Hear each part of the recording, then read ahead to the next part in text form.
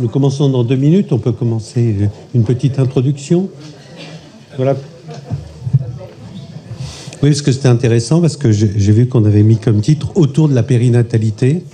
Et c'est vrai qu'être autour de ce qui est déjà autour, ça faisait beaucoup. Donc on va parler de ceux qui sont autour peut-être, et de l'environnement du bébé et de la natalité. Puis il y aura également donc 2 interventions de notre pôle Auvergnat qui sera présent avec nous. Et je crois qu'on y tient beaucoup, effectivement, à ce que l'Auvergne soit présente ici avec nous pour nous présenter un travail de psychologie, de psychiatrie périnatale. Et puis, nous aurons aussi, après, 2 interventions sur ce qui sont les réseaux, le réseau Aurore et le réseau de périnatalité psychique du Rhône, qui œuvrent ici pour aider au mieux les bébés et leurs familles. Voilà. Donc, je vais laisser la parole à Catherine Thomas, médecin généraliste.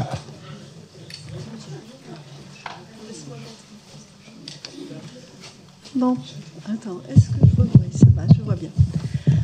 Alors, environnement psychologique périnatal, source de souffrance psychique pour le bébé.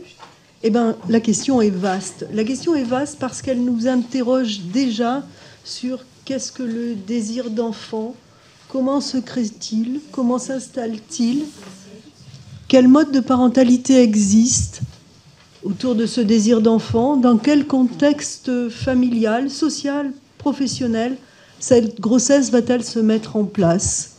D'autres questions arrivent. Comment faire un dépistage précoce, et à la fois précoce et à la fois bienveillant? Et quel soutien allons-nous facilement, simplement, mais peut-être aussi rapidement mettre en place? Nous allons donc partager ce regard avec Noura, qui est pédopsychiatre, sur cette gestion de la périnatalité et de la périnatalité. On est resté sur un couple parental et sur une grossesse classique, mais nous pensons que ce regard peut se croiser avec toutes les formes de périnatalité, adoption, PMA, GPA, monoparentalité. On va changer la dia. Alors, il faut que je me replace en tant que médecin traitant, généraliste de famille. La place du généraliste est variable selon son lieu d'installation, la présence ou non d'autres intervenants de la périnatalité, sage-femme, pédiatre, PMI, EduxP et d'autres, ergo, psychomote. Voilà, tout dépend donc de l'ancienneté d'installation et du nombre d'années d'installation sur le même lieu. Mon regard, moi, va être celui d'un médecin traitant, généraliste, installé dans le même village en semi-rural depuis de nombreuses années. On va changer. Voilà, la particularité de la médecine générale, c'est que la consultation, quelle qu'elle soit, recoupe souvent plusieurs motifs. Elle n'est pas des fois une personne pour une personne, mais la famille arrive, l'enfant vu peut être accompagné de son frère, le parent peut venir accompagné de l'enfant. Ça va ? Voilà, ça va. Et donc, au fil de ces consultations, on engrange beaucoup d'informations. Alors, on peut définir, j'ai mis des guillemets, on peut définir un suivi horizontal, longitudinal. Je connais le parent 1, qu'on va appeler la mère, le parent 2, qu'on va appeler le père, peut-être depuis peu, peut-être depuis toujours, peut-être même avant qu'il lui-même soit né. Et donc, au fil du temps, des années, j'ai déjà une observation de ce qui peut se passer, de ce qui pourrait se passer. Voilà. Qu'est-ce qu'il y a d'autre? Il y a aussi donc le suivi vertical, transgénérationnel. C'est-à-dire, je connais de ces personnes-là les parents, les grands-parents, les cousins, les frères et sœurs, et les grands-parents et les arrière-grands-parents. Et chaque consultation de ces personnes-là m'ont amené un petit morceau de puzzle de leurs propres connaissances, de leurs propres compétences, de leurs propres difficultés. Je sais s'il y a eu des grossesses interrompues, quelle que soit la forme d'interruption. Je sais quelles ont pu être les anxiétés de tous les gens qui les entourent. Et par là même, il ne faut pas oublier, parce que moi je suis dans le village depuis très longtemps, j'ai aussi de temps en temps, dans ce suivi qui n'est plus transgénérationnel, mais qui est suivi de village, de temps en temps, les voisins, les amis, les connaissances qui peuvent aussi m'apporter des informations au décours de leur propre consultation sur ces personnes-là. Voilà, ils ont changé de boulot, ils ont d'autres choses. J'en suis où ? Donc, toutes ces informations vont donc m'apporter me permettre de noter les éventuels dangers, failles, non dits ou mal dits qui peuvent retentir sur le futur. Et tout cela, faut pas oublier que la médecine générale, on va aussi en visite. Et en visite, il y a ce qu'on nous dit, ce qu'on perçoit et ce que l'on voit. Ce qui peut être, à mon avis, du surcroît d'informations intéressantes. Donc tout cela va m'amener à la consultation du 4e mois, que je vais définir comme la période du dépistage précoce. C'est pour moi une consultation très particulière parce que je la définis autour du parent, c'est-à-dire de la mère. Je ne veux pas que les enfants viennent, je ne veux pas que l'autre parent vienne, et je ne veux pas, parce que depuis quelque temps, je l'ai remarqué, que la mère de la future mère l'accompagne. C'est quelque chose de très nouveau, mais c'est comme ça. Voilà, c'est comme ça. Donc, c'est un moment où je vais poser les questions et je vais faire le point sur ce que je sais, ce que je ne sais pas, ce que j'aimerais savoir et ce que je n'ai pas rajouté, c'est-à-dire ce que je ne saurai jamais. Cela va donc me permettre de mettre en place un projet d'accompagnement personnalisé, mais qui ne pourra être réalisé que dans le cadre d'échanges pluridisciplinaires. Merci de votre attention. Merci beaucoup. Alors, Noura, continue l'équipe auvergnate.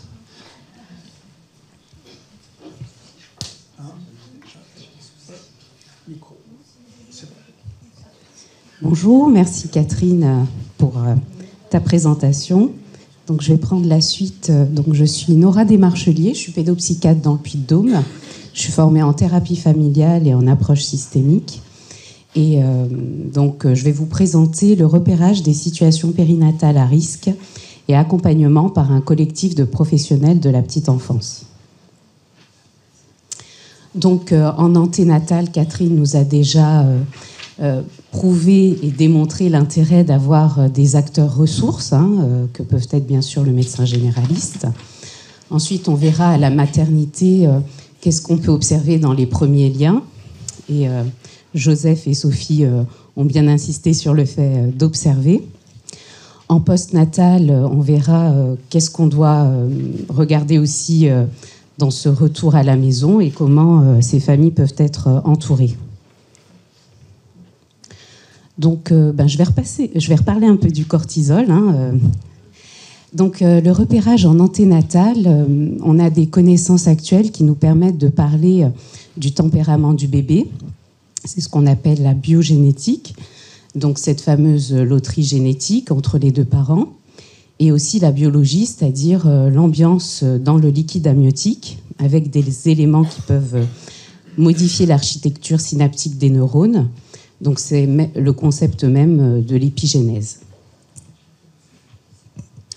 Le liquide est imprégné de ce qu'on ne contrôle pas ou très partiellement, comme la pollution, l'alimentation, mais surtout ce fameux cortisol, qui est l'hormone du stress et qui passe la barrière placentaire. Catherine a insisté sur le fait de repérer des situations où il y a du stress physique, du stress psychique. Et dans le transgénérationnel, on peut déjà commencer à le repérer en anténatal. Donc, repérer le stress en anténatal est possible grâce à l'entretien prénatal du 4e mois de grossesse. Je rappelle que ce ne sont pas que les médecins généralistes qui peuvent faire passer cet entretien. Il y a aussi les sages-femmes. Il y a d'autres acteurs, bien sûr, de la petite enfance qui peuvent prendre ce questionnaire et pouvoir le faire passer. Donc, le but de ce questionnaire, c'est bien sûr en anténatal, encore une fois, de repérer des facteurs de risque dans l'environnement du bébé. Donc, les antécédents obstétricaux, est-ce que cette maman a déjà eu peut-être à vivre un deuil périnatal, des faits d'inceste ou de viol, parce que bien évidemment, au moment de l'accouchement, ça va générer peut-être quelque chose de compliqué. Le décès d'un proche durant la grossesse, des accidents de la vie et les violences conjugales qui seront évoquées dans une présentation juste après. Le repérage à la maternité, c'est cette fameuse observation soignante dont on a parlé. Et moi, j'ai fait le choix de vous parler de 2 temps en particulier, parce que sinon, ça serait bien trop long. Le premier temps, c'est des exemples qui sont liés aux conditions mêmes de la naissance. Donc, l'exemple premier, c'est une séparation précoce et prolongée, quand on doit basculer, entre guillemets, le nourrisson dans une maternité de niveau 3, quand la mère reste en niveau 1. Donc il y a tout ce temps d'organiser ce rapprochement et on sait que ça fait partie des facteurs de risque parce qu'une séparation précoce peut être très mal vécue, autant du côté du bébé que du côté du parent. Et c'est vrai que si ça s'est pas repris, ça peut être des éléments déjà de troubles de la relation précoce. L'exemple 2, c'est l'absence du 2e parent lors de l'accouchement, que ce soit voulu ou pas. Parce que parfois, dans les récits de maman, on a la peur incontrôlée que le bébé ne soit pas le sien.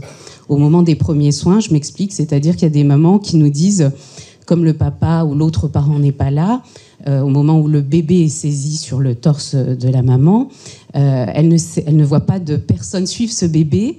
Et c'est aussi un moment où l'identitovigilance, elle est encore en cours, parce que parfois, les parents n'ont pas donné de prénom au bébé. Donc du coup, certaines mamans peuvent nous parler de l'angoisse de voir revenir à un bébé qui ne serait pas le sien. Et ça, là aussi, c'est un facteur de risque pour la relation parent-enfant. 3e exemple, l'absence d'accompagnant pour les mères célibataires et un vécu de solitude extrême. Donc ça aussi, les mamans, parfois, elles vont avoir du mal à en parler du fait qu'elles sont seules, qu'elles n'ont pas trouvé peut-être quelqu'un qui a accepté de les accompagner sur ce temps fort de leur vie. Et ce vécu de solitude extrême, on l'a ensuite en consultation. Je pense à récemment une maman qui a son partenaire qui est militaire, qui devait partir en mission sur la date prévue d'accouchement. Donc madame a fait tout un tas de choses pour essayer d'accélérer la venue du bébé, acupuncture, plein de choses qu'on peut faire à l'heure actuelle. Le bébé n'est pas arrivé, monsieur est parti en mission. Et ça n'a pas pu être dit, son angoisse d'être seule au moment de l'arrivée du bébé. Et elle a eu un vécu de solitude extrême qu'on a pu reprendre par la suite, mais qui était compliqué. Et c'est vrai que je pense qu'une sage-femme qui aurait entendu ça, un médecin qui aurait entendu ça, peut-être qu'on peut programmer quelque chose. Les sages-femmes savent décoller, pour accélérer un peu le travail parfois. Et je pense que là, c'était quand même des choses qu'on fait différemment dans d'autres pays. On sait que, par exemple, au Brésil, il y a bon nombre d'accouchements qui sont programmés. Alors, c'est même trop maintenant. On est peut-être dans l'excès inverse, mais parfois aussi, ce critère-là, on l'a peut-être pas encore assez dans nos cultures. Ensuite, le 2e temps sur lequel je voulais m'arrêter à la maternité, c'est bien sûr le temps des interactions précoces parents-bébés. Donc, il va falloir observer, y a-t-il des échanges de regards, de sourires, des verbalisations entre parents-enfants, du portage, des soins. Et sont-ils parfois réalisés sans attendre le soignant ? Ça, je pense que c'est quelque chose, parfois, qu'on n'observe pas assez. Est-ce que le parent a pris une initiative ? Est-ce qu'il attend forcément le professionnel pour oser commencer une relation avec son bébé, une interaction ? Donc ça, c'est des éléments à observer. Le 2e point, c'est bien sûr à la maternité, si possible, mais c'est pas simple, d'éviter de multiplier les discours soignants qui peuvent insécuriser le parent donneur de soins premiers. car le parent, il est déjà en train d'éprouver la préoccupation maternelle primaire, c'est-à-dire cette forme d'hypervigilance au bébé, qui est décrite par Winnicott, qui est nécessaire, certes, dans les premiers temps, mais si celle-ci dure trop, ça peut peut-être aussi à un moment devenir pathologique, car cette hypervigilance parentale peut amener à être non adaptée aux besoins du nourrisson. Dans le repérage au retour à la maison, là j'ai souhaité m'attarder sur 2 éléments, donc la théorie de l'attachement et les macro-rythmes et micro-rythmes décrits par le professeur Marcelli. Donc la théorie de l'attachement, qu'est-ce qu'elle nous apprend? C'est que le bébé ou le nourrisson a besoin de sécurité émotionnelle autant que de sécurité matérielle. La réponse à un besoin exprimé par les pleurs du bébé doit être prise en compte dans un délai toujours à peu près identique, donc en fonction de l'âge, comme l'ont souligné les personnes qui ont parlé avant moi. Cette prévisibilité va rassurer le bébé et créer une sécurité intérieure. C'est ce qu'on appelle dans cette théorie de l'attachement la réponse du parent, c'est l'activation finalement de son caregiving, il prend soin. Ça demande une capacité à comprendre les situations de stress rencontrées par le bébé dans sa découverte du monde. Donc là aussi, qu'est-ce qu'on peut observer donc, dans ce retour à la maison? Ce sont comment sont gérés les facteurs de stress extérieurs. Quand il fait froid, est-ce que le parent a pensé à prendre une petite couverture? Est-ce que quand le bébé va bientôt manger et qu'il y a une consultation programmée, est-ce que le papa a fait suivre le nécessaire? Alors, finalement, est-il capable d'anticiper le besoin adapté au rythme de son bébé? Et parfois aussi de mettre en sourdine son propre rythme quand cela est nécessaire. Et parfois, on sait que certains parents vont avoir du mal à mettre en sourdine leur propre rythme dans les interactions précoces. Les facteurs de stress internes, ça va être la faim, la fatigue. Donc ça, on l'a déjà vu. Sont-ils repérés par le parent donneur de soins? Dans ce repérage, on a aussi, donc, pour moi, quelque chose qui a observé et qui a été décrit par le professeur Marcelli. Ce sont les macro- et micro-rythmes. Est-ce qu'ils existent? Alors, les macro-rythmes, ce sont les temps du domaine du soin, celui des anticipations confirmées. Donc, on va devoir changer une couche à un moment donné, on va devoir alimenter le bébé, on va le porter, on va l'accompagner au sommeil.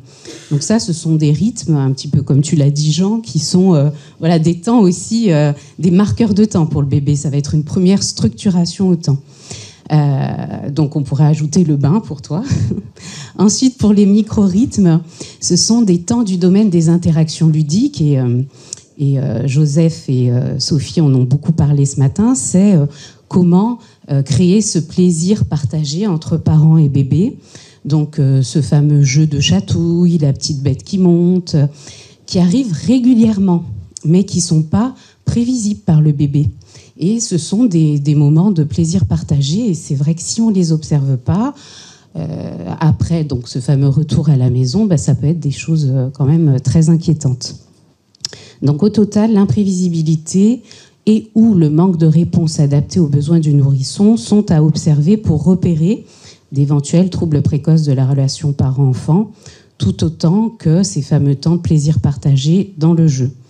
Sinon, les compétences du bébé peuvent être entravées si elles ne sont pas déjà par d'autres facteurs.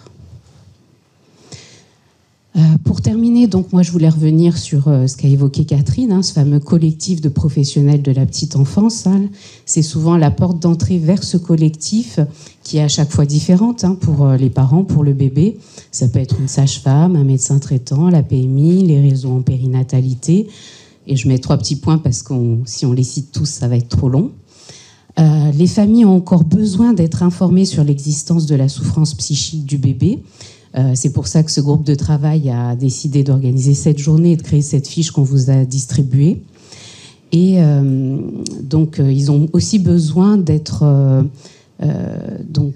informés sur la possibilité de faire appel à des professionnels pour les aider et accompagner face à cette souffrance. Là, je pense à une maman récemment pour laquelle je vois l'enfant qui a déjà 5-6 ans. Le diagnostic est fait de TSA de longue date. Et cette maman s'effondre dans mon bureau en disant... vous savez, moi je me suis inquiétée très très tôt, mais personne ne m'écoutait. Et en plus, j'avais tellement peur du jugement, je me suis dit que si je demandais qu'est-ce qui se passait pour mon bébé, on allait me dire que j'y arrivais pas et que c'était de ma faute.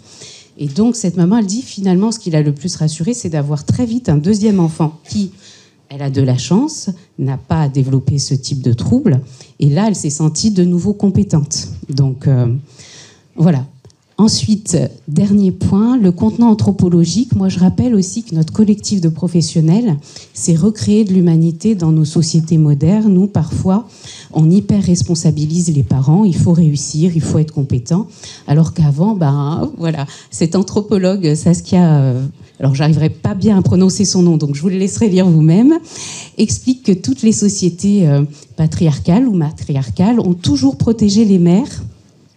Et en périnatal, en particulier sur 40 jours, j'ai presque fini, où parfois la mère est seulement là pour nourrir le bébé et s'amuser avec lui. Et tout le reste du temps, les autres prennent soin du bébé pour qu'elle se repose. Et donc ce collectif de professionnels, il sert à ça, à remplacer peut-être dans nos sociétés déshumanisées la possibilité d'être en sécurité matérielle et émotionnelle pour la mère. J'arrive à la conclusion. Donc là, ça sera la bibliographie que j'ai utilisée pour vous parler de tout ça. Je la laisserai à l'écran quelques minutes. Ma conclusion, ça sera, il est important quand c'est possible de connaître l'histoire de vie personnelle des futurs parents. C'est ce que nous a décrit Catherine en démarrage. Ça nous permet de mettre tout ça dans une perspective transgénérationnelle, grâce à la personne ressource, grâce à l'entretien du 4e mois. Et puis, voilà, tout l'intérêt du collectif de professionnels. Je vous remercie pour votre attention. Merci beaucoup. Un commentaire, peut-être. Mettez-vous, ouais, si tu veux, Catherine, te mettre au bureau. Un commentaire peut-être de Michel. Déjà, j'ai bien aimé que tu termines sur médecin de famille, parce que c'est vrai que c'est un terme qu'on a un peu laissé de côté maintenant. Et ça me faisait penser également, comme je fais pas mal de périnatalité de domicile, c'est vrai qu'on était un peu psychiatre de famille aussi, parfois en allant au domicile où on voyait aussi des situations assez explosives. Et je reste très marqué aussi par le cortisol, décidément, qui est partout. Et j'étais à un congrès de cardio, moi, sur traumatisme psychique et troubles cardiaques. Et on sait que, par exemple, s'il y a beaucoup d'événements au cours de l'enfance et de l'adolescence, il y a une probabilité sur une méta-analyse d'augmenter de 88% le risque d'avoir un accident coronarien. C'est-à-dire à quel point, effectivement, toutes les choses précoces peuvent être marquantes. Pour le bébé, je ne sais pas. Et puis, dernier point, je trouvais intéressant aussi, à travers votre témoignage, et ce qui concerne la périnatalité, il y avait un médecin de PMI qui s'appelle Marie-Françoise Arbonnat, qui parlait d'un berceau, qu'on était comme ça, un berceau de professionnels autour du bébé et de la famille. Et j'aimais bien aussi cette expression. Voilà, et je trouvais que votre témoignage était effectivement très parlant et très entourant pour les gens. Merci beaucoup. Merci. Des questions, des témoignages, des commentaires? Alors, oui, Fadi Daguerre, pédiatre. Oui, les troubles de l'attachement sécure ou insécure sont sûrement, après 35 ans de pédiatrie, quelque chose de fondamental dans la vie d'un individu. Je voudrais citer 2 épisodes qui me sont passés dans ma carrière. Il y a une dame qui est venue, je la connaissais dès la naissance de son bébé, puis à 1 an et demi, elle me dit « Docteur, je voudrais vous dire quelque chose ». Je lui dis quoi? Elle me dit, maintenant qu'on se connaît bien, que je vous fais confiance, je vais vous expliquer pourquoi j'arrive pas à donner d'affection à mon enfant. Elle m'a dit, j'ai été une enfant de la DAS. Et ça veut tout dire sur l'importance de l'attachement pour la progéniture de la personne qui n'a pas eu d'attachement. La deuxième, c'est que j'avais constaté des retards de langage chez des enfants de 3 ans et demi. C'était à l'époque où on avait beaucoup de temps à passer avec nos patients, 1 heure et demie des fois. Il y avait un point commun entre 5-6 personnes qui, après un certain temps de confiance, m'ont raconté qu'elles ont été abusées dans leur enfance. Et j'ai fait le lien avec ça. Merci. D'autres questions, d'autres commentaires? Oui. Peut-être pour ceux qui sont à l'extérieur de représenter. Docteur Simoneau, médecin généraliste. Merci pour votre intervention. Je me posais la question, là où au 4e mois de grossesse est proposé cet entretien prénatal qui est vraiment centré autour de la maman, la place du papa dans en fait la venue d'un enfant à venir qui trouve parfois difficilement sa place durant la grossesse et même après. Savoir s'il existe également un entretien qui pourrait être intéressant à proposer. C'est bon, vous m'entendez là? Oui, il faut que tu appuies sur le petit bouton et tu parles sur près. le petit bouton. Alors moi, ce que je fais, c'est que comme c'est très carré, je vois la maman toute seule, je tiens, mais je propose aussi une consultation pour le papa. Comme, voilà, s'il veut, j'ai l'avantage de souvent bien les connaître, donc il m'arrive de dire, je vois la maman tel jour et je verrai le futur papa un autre jour. Et alors, moi aussi, c'est le moment où je fais des consultations qui durent une demi-heure à ce moment-là. Donc je les mets en fin de journée et voilà. D'autres? Oui. Juste une précision, en fait, dans les textes, l'entretien prénatal et postnatal, c'est pour le couple. Mais c'est vrai qu'on a tendance, nous, parce que ça commence à devenir culturellement acquis, que les pères vont être intégrés au suivi de grossesse, et c'est vrai qu'on oublie qu'en fait, c'est des temps prévus pour le couple, même au départ. Voilà, j'ai juste la précision. Ok, oui, premier rang. Juste une remarque. Vous avez dit je reçois la maman et le futur papa. C'est-à-dire qu'il souligne bien les deux temps. C'est un lapsus, ça s'appelle. C'est un vrai. Non, la réflexion que je faisais en le disant, c'est quand je dis le futur papa, en fin de compte, ma réflexion, c'est l'autre partie du couple parental.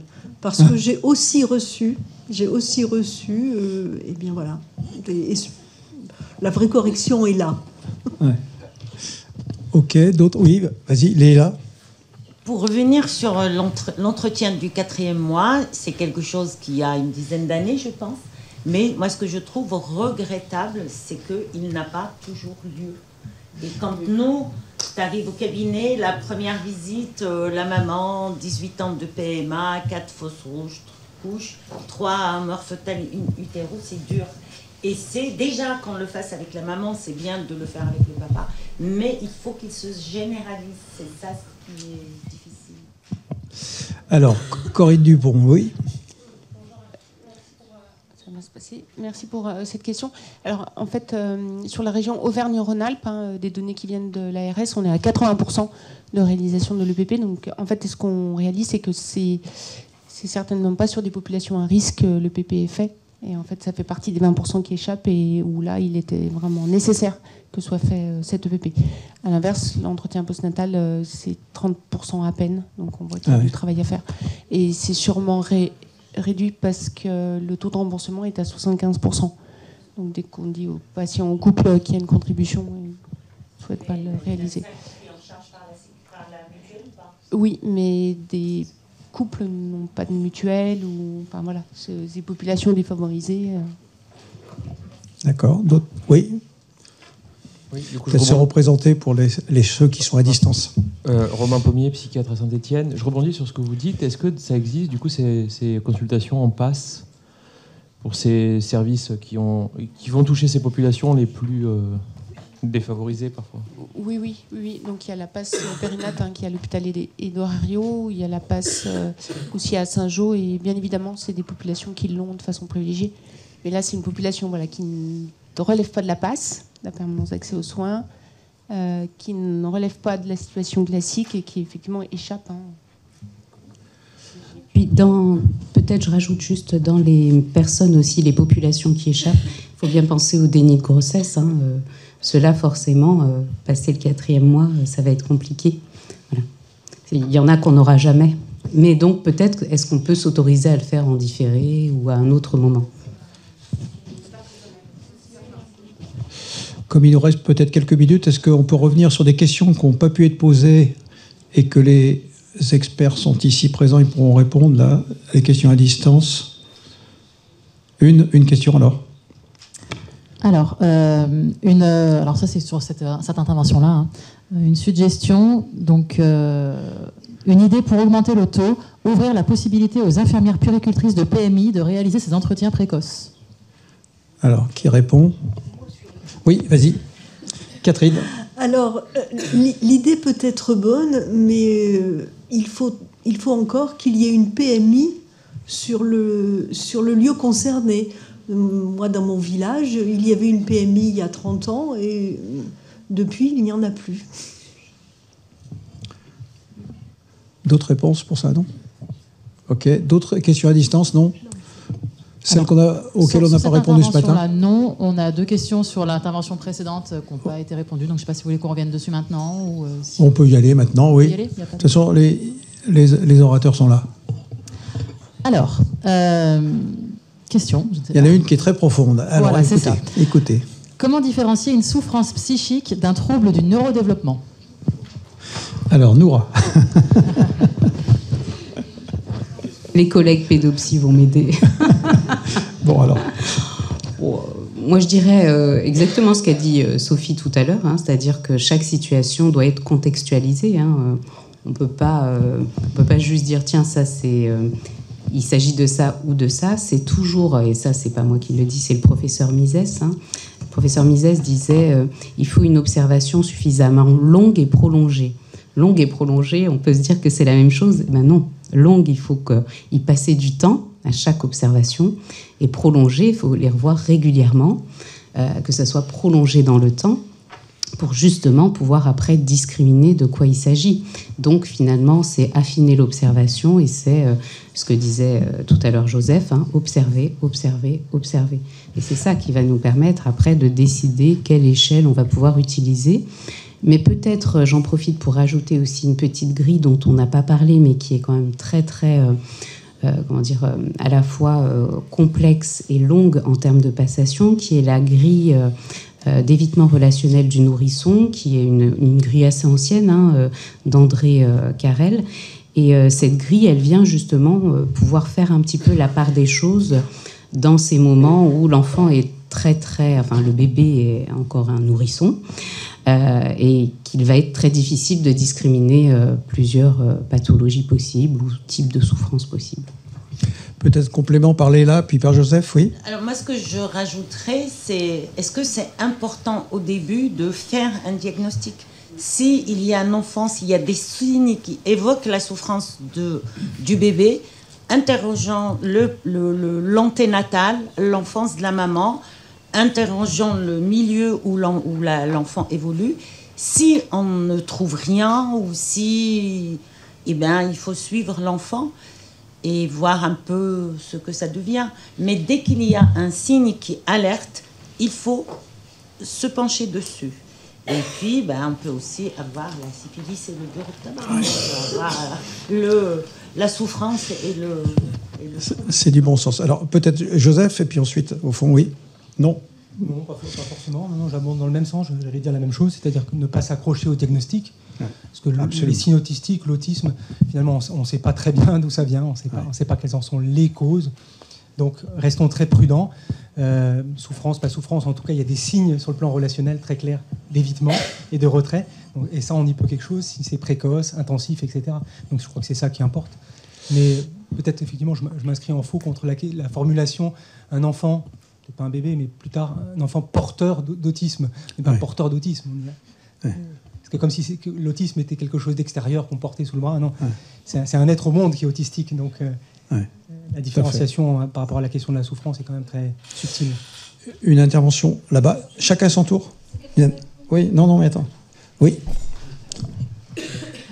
Je suis le docteur Élodie Vignon, installée à Vèze. Je voulais savoir s'il existait un annuaire à l'échelle de la région, je pense à mes collègues qui ne sont pas dans le Rhône, auquel nous pouvons nous référer, voire adresser nos patients, des professionnels de la périnatalité, des réseaux de périnatalité, avec des contacts qu'on peut, dont on peut se saisir facilement pour pouvoir adresser nos patients, que ce soit lors de la consultation prénatale du 4e mois ou lors des premiers rendez-vous avec les nouveau-nés, les nourrissons. On va en parler.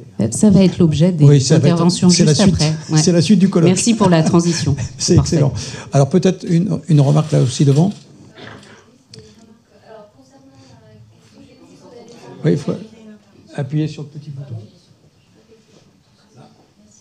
je ne sais pas si vous avez noté, si vous avez parlé du 0871 51 50, de la plateforme d'orientation de pédopsychiatrie pour ce qui est de l'hôpital du Vinatier, puisqu'il y a maintenant un numéro unique pour toutes les nouvelles demandes de pédopsie. Alors, pour les CATTP périnate, effectivement, il y a un accès direct. Mais en tout cas, si vous avez la moindre question et la moindre interrogation, il y a ce numéro-là, en tout cas, qui peut... pour ce qui est des patients de l'hôpital du Vinatier. Voilà. 0800 71 51 50, mais qui est non surtaxé. Que le Vinatier, alors que les patients qui dépendent du Vinatier. Donc c'est assez localisé, hein, mais du coup, je vous dis au moins pour les patients qui dépendent de l'hôpital du Vinatier. Et puis, du coup, je voulais revenir sur la question de la souffrance psychique et troubles neurodéveloppementaux, parce que je trouve que c'est une question qui est vraiment très importante en ce moment, et je pense que ça va être vraiment un tournant actuel. Et je ne sais pas où ça va tourner, mais en tout cas, il y a la question de la maltraitance. Et quand on parle de souffrance psychique, il y a quand même la question de la maltraitance, et on peut voir effectivement des tableaux d'enfants qui peuvent nous interroger sur un trouble neurodéveloppemental ou est-ce qu'il y a de la maltraitance, de la carence, des enfants qui sont vraiment dans des violences ou des violences physiques graves et qui peuvent entraîner. Et ça, je crois qu'effectivement, au niveau du repérage, c'est quand même assez compliqué. Je comprends la question, en tout cas.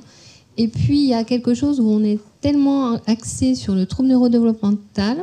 Par exemple, l'HAS, où j'étais à une réunion sur le TDAH récemment, expliquait très très bien que le TDAH ne pouvait pas être entraîné par une maltraitance ou des mauvais traitements, etc.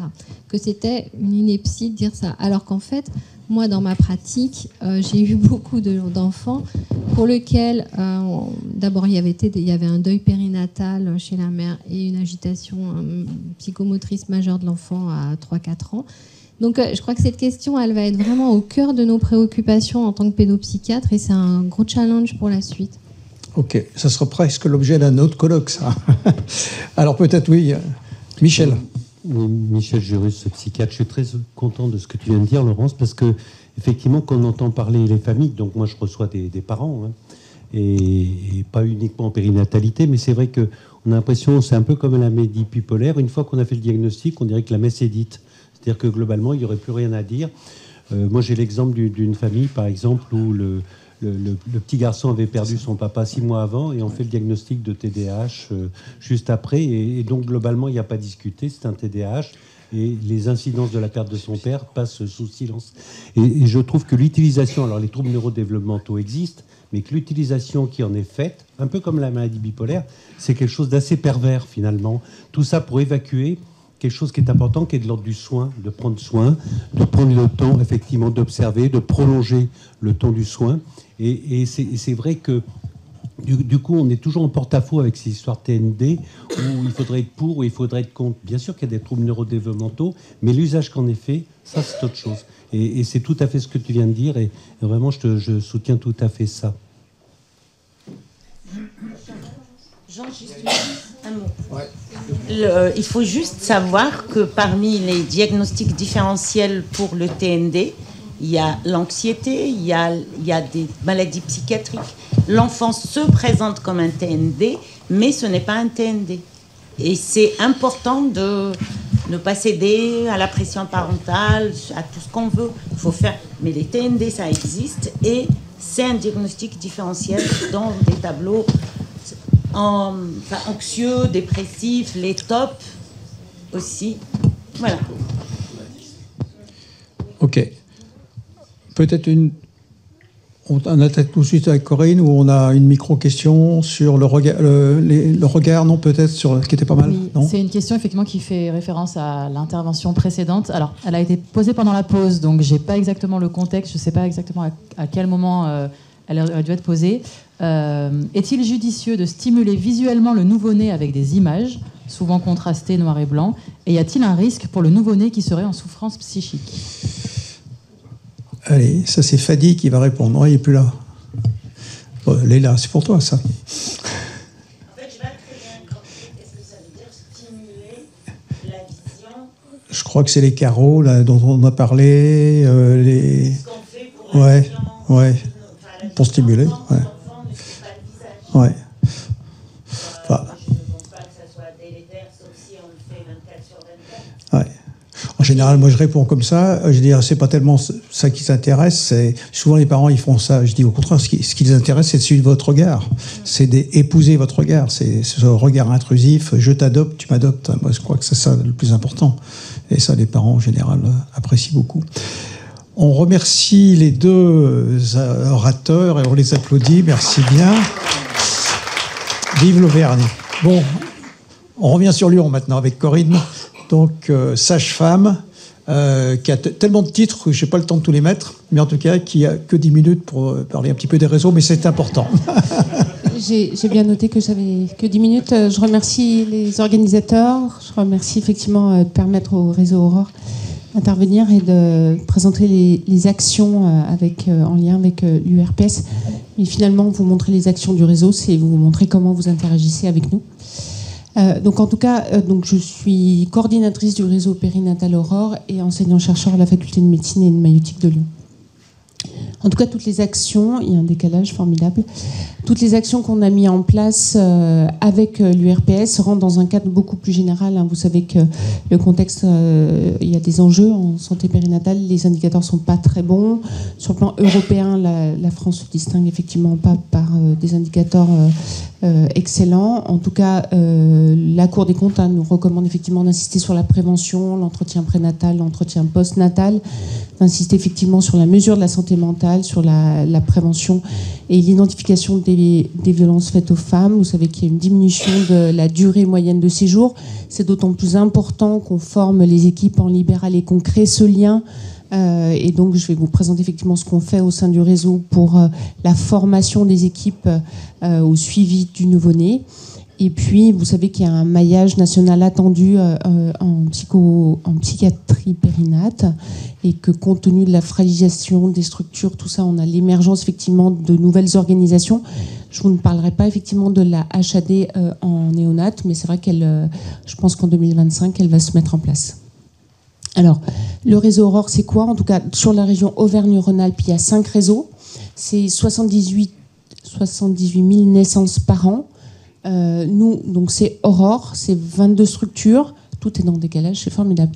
Ces 22 structures, c'est 37 000 naissances. Donc vous voyez, on a un réseau qui est très vaste. Tout ça pour dire qu'on est ravis quand il y a des réseaux locaux qui nous aident à transmettre des actions, etc. Donc ça va effectivement de Montélimar jusqu'à Bourg. Un élément important sur... ça ne passe plus. Ça ne marche plus. Ah, ok, là ça marche un peu trop vite. Ok. Juste un élément important, parce que dans les ressources humaines, vous voyez que par rapport à 2014, alors, nous, réseau, on n'y est pour rien, on n'a pas de politique pour faciliter... mais en tout cas, voyez, en 2014, on avait 46 000 naissances. En 2023 et la 24, on est autour de 37 000 naissances. Donc on a perdu 3%, c'est ce qui est observé sur le plan national. Mais tout ça, ça a aussi des conséquences sur l'organisation des soins, des structures qui sont plus en tension, puisqu'il y a une restriction du personnel, donc de la qualité des soins. Alors, toutes les actions qu'on a mises en place, ça va, c'est à peu près centré, correspondent en fait à des actions, différents groupes de travail du réseau, la commission scientifique, la commission qui réunit les cadres, et puis la commission de formation. Donc c'est des actions qui sont encadrées. Oh, très bien, c'est en rouge, c'était en bleu, bon, enfin, tout va bien. Ok, donc 3 actions principales sur la santé mentale, sur l'identification des violences intrafamiliales et sur le suivi précoce des nouveau-nés après sortie. Donc on commence par la santé mentale. Comme vous le savez, effectivement, il y a un taux important de dépression du postpartum. Tout dépend de la définition, mais on est quand même à près d'une femme sur 5. Au niveau du réseau, effectivement, on recueille beaucoup d'indicateurs sur les pratiques et en fait très très peu sur la santé mentale. Donc il y a eu des actions mises en place et je remercie effectivement toutes les personnes qui sont présentes qui ont contribué à la mise en place de ces actions, et donc il y a une volonté très forte de mesurer en fait la santé mentale des femmes sur notre périmètre. Donc il y a eu un groupe de travail pluridisciplinaire. On travaille toujours avec les associations, l'association Bien-être et Maman Blues, et puis bien sûr avec les pédopsies, le RPPR, des sages-femmes, des pédiatres, etc. Marlène Fraschini, qui était notre représentant de l'URPS sage-femme. Bon, c'est en rouge, hein, très bien. C'est pour vous réveiller, en fait. Voilà. Donc, en fait, on a décidé que ça allait concerner. Au début, on s'est dit on va commencer que par le Rhône, puisqu'on travaillait avec le RPPR. Et puis, on s'est dit non, il faut qu'on offre cela à l'ensemble des maternités du réseau. On s'est posé la question du temps de la mesure. Alors, dans l'idéal, effectivement, il faut qu'il y ait une mesure en anténatale de cette santé mentale, puis en postpartum immédiat, puis à distance, et idéalement lors de l'entretien postnatal. Ensuite, c'était quel outil ? Donc, il y a le PHQ2, qui est assez pratique, on va dire, parce que c'est 2 questions qui permettent effectivement d'évaluer la santé mentale. Donc, en fait, on va proposer ces 2 outils, soit le PHQ2, soit le PDS, qui est un peu plus long, effectivement, peut-être un petit peu plus spécifique et sensible. Alors, finalement, quelles sont les actions en cours ? Alors, premièrement, on va sensibiliser les sages-femmes libérales via l'URPS. On souhaite absolument qu'il y ait une mesure systématique de cette santé mentale, soit avec les 2 questions, soit par le PDS. On a mis sur le site internet le questionnaire EPDS dans toutes les langues, pour ne pas que ce soit un frein. Et ensuite, effectivement, lors de la journée de médecine périnatale, on a diffusé ces informations. On va travailler avec le RPPR sur une affiche, mais ça va être abordé ensuite. Voilà, c'est tout décalé, c'est formidable. C'est pas grave, on va faire avec, ok. J'aurais dû le voir avant. Ok. En tout cas, il y a un protocole qui a été établi avec les pédopsies sur l'interprétation, parce que vous allez me dire, ok, c'est bien d'avoir un outil, mais comment on l'interprète ? Donc en fait, en fonction, vous savez que pour le PDS, le cutoff est à 12. Donc en fait, il y a un protocole qui est disponible sur le site internet du réseau. Voilà, en fonction du score de le PDS, quel accompagnement on propose ensuite. Ensuite, il avait été discuté de faire des capsules vidéo pour effectivement sensibiliser à la fois les patientes et les femmes. Mais actuellement, il y a un travail qui est fait avec Marine et Julien Dubroc, qui est un projet LENA, qui est en lien avec Pierre Fourneret. Et donc, il y a un site internet qui devrait voir le jour peut-être en septembre avec ce support-là. Donc, on n'hésitera pas à vous transmettre les informations. Et puis nous, au sein du réseau, on se pose la question, effectivement, si tout le monde se met à mesurer la santé mentale, est-ce qu'il ne serait pas nécessaire, nous, d'avoir une mesure ? Parce qu'effectivement, à l'heure actuelle, en France, à part les enquêtes ponctuelles de l'enquête nationale de périnatalité, et encore, en fait, on n'a pas de mesure. On dit que voilà, c'est 10-15%, mais finalement, comment mesurer l'impact de nos actions si on n'a pas de mesure fidèle de... Voilà. Donc ça, c'est une question plus vaste. Je ne sais pas si vous avez des pistes de réflexion, mais je pense que c'est incontournable de mettre des indicateurs et de mesurer. On nous donne des moyens, mais alors donnons-nous aussi les moyens de mesurer l'impact de ces actions. Deuxième point, les violences intrafamiliales. Vous savez que c'est important. 2024, c'est encore 93 féminicides conjugaux de trop. Sur la région Auvergne-Rhône-Alpes, tout est décalé, formidable. On avait fait une étude transversale dans toutes les consultations Auvergne-Rhône-Alpes. On a pu interroger, donc ça correspondait à 1920 consultations consécutives dans tous les services qui recevaient des patientes enceintes. Dans 6% des cas, le soignant n'avait pas posé la question.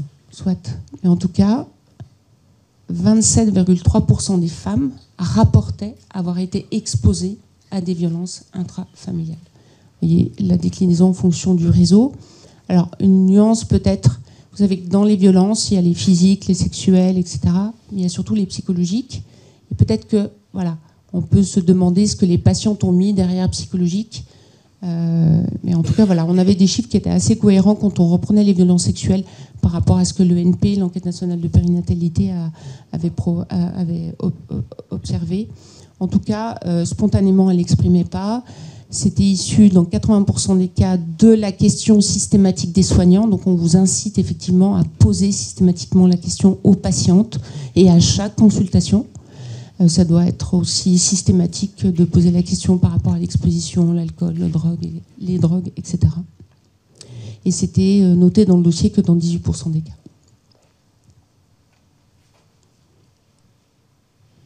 C'est tout décalé. On va faire avec. Je ne sais pas si je reviens dessus.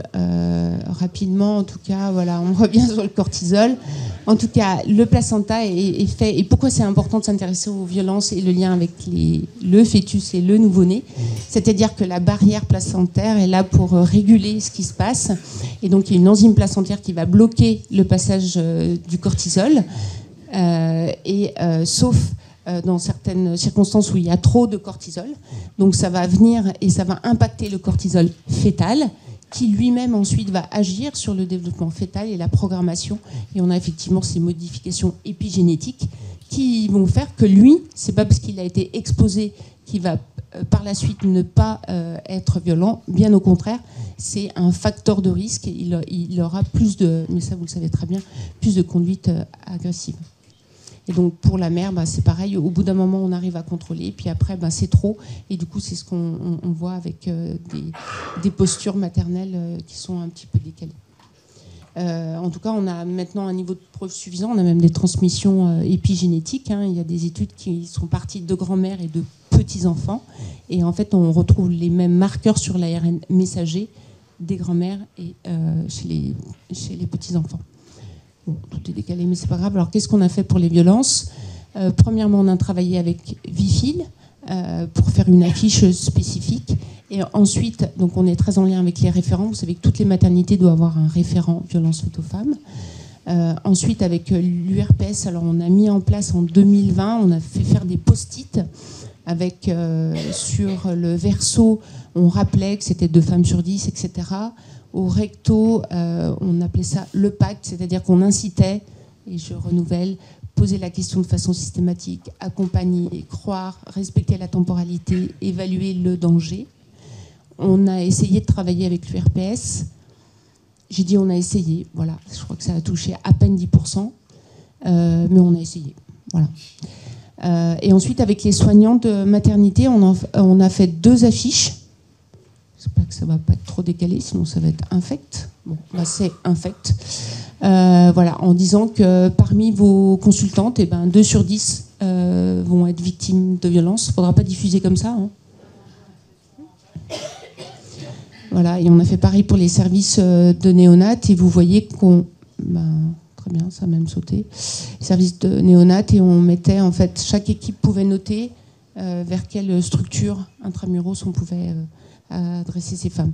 Je ne parle pas de la Maison des Femmes qui est un peu annexe. Vous savez qu'elle a été inaugurée en fin d'année 24, mais on pourra en parler si vous le souhaitez. Et enfin, le dernier point, si ça veut avancer, c'est cette formation qu'on organise au sein du réseau pour aider les équipes à identifier chez ces nouveau-nés lorsqu'il y a un retour précoce. Le docteur Stagnara intervient. Là, c'est pas décalé, formidable. Il y a du complot dans l'air. Voilà, donc c'est en tout cas un programme construit en collaboration avec les URPS. On part de cas cliniques, très très concrets. L'objectif, effectivement, c'est d'identifier plutôt les voyants sur lesquels il faut s'alerter. Voilà, donc en tout, c'est 165 participants formés. Vous voyez la représentation, c'est essentiellement des sages-femmes, mais voilà, des pédiatres, des médecins G, des infirmières. Voilà. Donc, merci beaucoup de votre attention. Je crois que j'ai respecté le temps, même quand on est universitaire à 3 minutes près. Donc, les messages clés, pensez à poser la question systématique sur la santé mentale, les violences faites aux femmes. Et puis, si vous voulez vous former, vous êtes les bienvenus. Merci beaucoup, Corinne. Merci. Tu peux rester là, si tu veux. Ouais. Assieds-toi, si tu veux. Des questions, des remarques, des observations, des expériences. Oui. Je voulais revenir sur... Vous avez donné des chiffres, du coup, on est passé de 46 000 naissances à 38 000, si j'ai bien compris, oui. En 10 ans. Les indicateurs sont mauvais, du coup, pour la santé mentale, et il faut du temps pour observer et accompagner. Et du coup, j'ai pas compris pourquoi il y avait une réduction de personnel dans les maternités, et à défaut, pourquoi il n'y a pas une transformation ou qu'il y ait des compétences élargies permises à ces professionnels pour dépister davantage peut-être la santé mentale qu'on ne regardait pas avant. Je pense que dans un monde idéal, c'est ce qui aurait dû se passer, mais vous savez très bien que le nombre de sages-femmes est au prorata du nombre d'accouchements. Oui, puis il y en a moins. Il y a un peu moins de sages-femmes. L'attractivité de l'hôpital est une vraie question, d'une part. Donc voilà, tout ça fait qu'on est dans un service un peu contraint. Donc c'est une perte sèche de personnel. Oui, en tout cas, il y a eu des structures effectivement qui ont dû réduire des contrats non renouvelés, etc. Ouais. Ça paraît assez dingue qu'il n'y ait pas de projection politique. En fait, il y a des décrets, il y a 1000 accouchements, 2000, tout ça, il y a un nombre de sages-femmes et au-delà duquel on a essayé, des structures qui nous ont sollicité en disant c'est pas possible, il faut qu'on maintienne ça, parce que si vous faites 2001 accouchements, ou si vous en faites 1999, la charge de travail, elle est la même. Le cut-off, il est à 2000. Donc après, c'est des négociations entre personnes normalement intelligentes. Oui, alors peut-être que Michel va faire peut-être une question. Alors, parce que là, une loi vient de passer. Enfin, est-ce qu'il y a un nombre maintenant de soignants prévus par femme dans les maternités? Ça, c'est la première question. La deuxième question, ça concerne la santé mentale, parce que j'ai cru lire que la mort par suicide était devenue la première cause de décès chez les femmes après l'accouchement, avant les maladies cardiovasculaires et les risques hémorragiques. Et j'aimerais savoir ce qu'il en est et si on a des explications. C'est une très bonne question, effectivement. Donc, il existe en France un comité national d'évaluation de la mortalité maternelle qui existe depuis 1998. Les Anglais ont commencé en 1948. Je ferme ma parenthèse.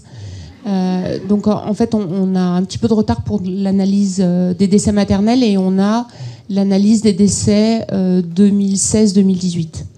Mais c'était déjà le cas sur le triennal précédent, c'est-à-dire 2015-2018. Alors qu'avant, c'était l'hémorragie du postpartum. Maintenant, la première cause de mortalité maternelle est le suicide. Mais c'est des suicides qui arrivent jusqu'à la première année de vie.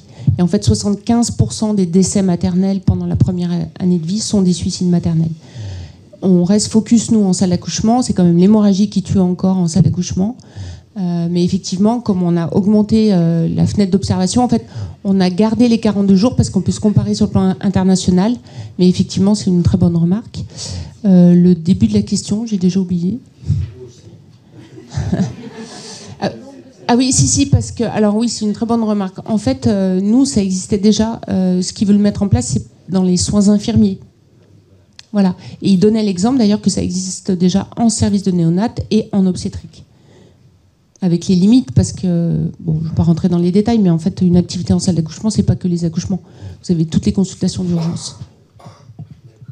Je ferme la parenthèse. D'autres expériences, remarques? Au fond, alors oui, c'est pour une question à l'extérieur. C'est ça.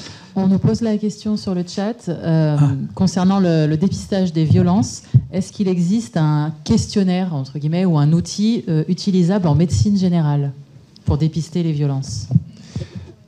Ouais, moi, je compléterais quand même cette question. On a l'impression qu'on a quand même beaucoup d'échelles d'évaluation, de questionnaires. Chacun a le sien, plus une formation payante pour être bon pour ce questionnaire.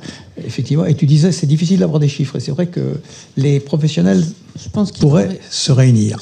Oui, alors, je pense qu'il faut rester simple et oser poser la question sans partir sur des questionnaires très évalués. Enfin, je pense qu'il faut garder du bon sens.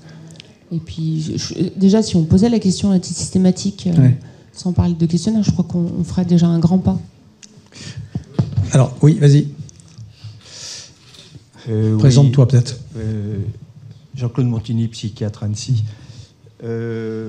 Ancien élu. Merci. Il y a une question que j'aimerais bien poser, justement, c'est sur la violence, les violences antérieures. Parce que, est-ce possible d'être un peu plus explicite concernant j'allais dire ce diagnostic de violence antérieure, puisque récemment j'étais en réunion avec des sages-femmes et l'une des sages-femmes me disait qu'elle, dans son anamnèse, systématiquement elle demandait à la patiente ce qu'il en était des violences et elle relevait 80% de violences chez les femmes. Et là on a 27%. Et en fait, est-ce qu'on peut préciser ce qu'est une violence à ce niveau-là? Je pense que vous touchez du doigt la difficulté de ces définitions. Je pense qu'il n'y a pas de doute sur les violences sexuelles, il n'y a pas de doute sur les violences physiques, les violences administratives, et encore, voilà, c'est la privation de papier. Mais la violence psychologique, je pense qu'autant d'éléments dans la salle, autant de cut-off différents, non? Donc après, voilà, ça dépend comment c'est. Parce que également récemment, j'ai écouté une émission de radio où une personne intervenait justement sur la violence, et pour elle, rien que le fait de « touche pas à mon corps », c'était déjà une violence. C'est-à-dire que l'enfant, l'adolescent, son corps lui appartenait, et il fallait lui demander la permission pour toucher cet enfant. Oui. Donc, oui. Oui. Ah. Oui, je fais ça. Noura. Oui, juste quand même sur la question des violences. Pas tous à la fois. La question des violences, moi, je voulais juste faire référence aux travaux du professeur Molena, qui, elle, à Montpellier, a commencé tout le travail qu'elle a fait en psychopérinate sur les mamans qui étaient dans des addictions. Et justement avec le travail des pédiatres qui avaient repéré des syndromes de sevrage au moment de la naissance des bébés. Et ça rejoint tout à fait ce que vous avez dit, qui était de poser la question. C'est-à-dire, est-ce que c'était posé comme question? Êtes-vous consommatrice de produits? Êtes-vous victime de violences? Parce que je trouve que c'est très bien, tous ces questionnaires qui nous aident. Mais parfois, ça aide le professionnel à oser poser une question. Parfois, le professionnel, peut-être, a-t-il du mal à poser cette question parce que comment accueillir après? Comment accueillir? Et donc, poser la question, comment accueillir, c'est le fond aussi de la problématique qui rejoint ce que vous disiez aussi. Qu'est-ce que c'est une violence? Comment on accompagne les personnes qui peuvent être victimes de cela, sans parfois même s'en rendre compte, parce que je pense à ce que vous avez évoqué tout à l'heure, les violences psychologiques. Les femmes peuvent être aussi dans ce qu'on appelle un système coercitif, c'est-à-dire que la violence psychologique faite aux mères quand le bébé est déjà là, c'est parfois l'autre parent qui va dire de toute façon, tu n'as pas intérêt à partir parce que le bébé, c'est moi qui vais le garder et tu verras bien. Et donc, le repérer en anténatal, c'est quand même hyper important parce qu'en postnatal, n'oublions pas que les mamans ne partent plus parce que le bébé est objet potentiellement de chantage affectif à un niveau encore plus relevé que peut-être ce qui existait déjà en anténatal. Et c'est une chance exceptionnelle pendant ce parcours de 9 mois. Elles ont une consultation chaque mois et là, on peut lier confiance et permettre à cette patiente d'avancer, etc., si elle veut en parler et ensuite de l'accompagner. Le problème, effectivement, en consultation peut-être générale, tout ça, c'est que vous les voyez rarement tous les mois, sauf si elle est très malade. Et donc là, il y a un continuum. Et puis, il y a l'apport, effectivement, du placement de l'enfant. Souvent, elles en ont conscience, donc la décision doit être prise en anténatal. D'autres interventions? Oui. Juste pour la réponse des médecins généralistes, il y a le site Déclic Violence et le violentomètre pour donner des exemples si on ne sait pas trop comment poser la question. Voilà, pour la question en ligne.